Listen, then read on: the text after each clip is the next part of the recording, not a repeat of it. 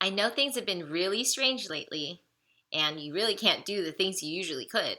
Kids are home from school right now, a lot of grown-ups are working from home, and my 5-year-old asked if we can go out to eat at his favorite restaurant tonight, and I really wish we could, but we just can't.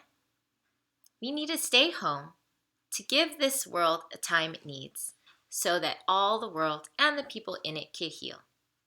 I just wanted to encourage you today by reading a story from the Bible. And this is from John chapter 6, 5 to 13. Jesus looked up and saw a large crowd coming toward him.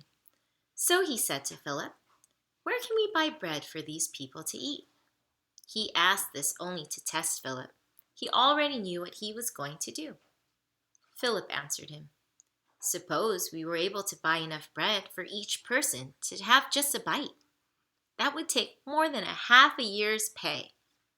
Another of his disciples spoke up. It was Andrew, Simon Peter's brother. He said, "Here is a boy with 5 small loaves and 2 small fish.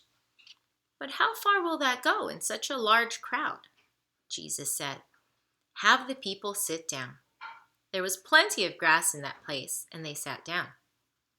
About 5,000 men were there. Then Jesus took the loaves, gave thanks, and he handed out the bread to those who were seated. He gave them as much as they wanted, and he did the same with the fish. When all of them had enough to eat, Jesus spoke to his disciples. "Gather the leftover pieces," he said. "Don't waste anything." So they gathered what was left over from the 5 barley loaves, and they filled 12 baskets with the pieces left by those who had eaten. So you see, there was just one small boy, and he really didn't have much. But because he was willing to share his lunch, God was able to take his small, tiny offering and do big things with it. Sometimes we can feel like we can't do much. We feel that we don't have much power, or maybe we feel too little to be any help at all.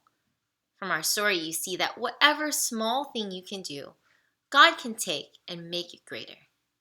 So while we're at home, let's try to think of small things to do for God. Let's write a letter to a neighbor or friend, or even draw them a picture to brighten their day. Let's do some things that seem very little at home, but can be a great big help to your family, like cleaning up after yourself, being extra kind to those around you, or just asking if there's anything anyone needed to help out with. We can honor God in so many ways, even by being home. And something that seems really small, but can do great big miracles, is to take time to pray for our people and our world. Thank you.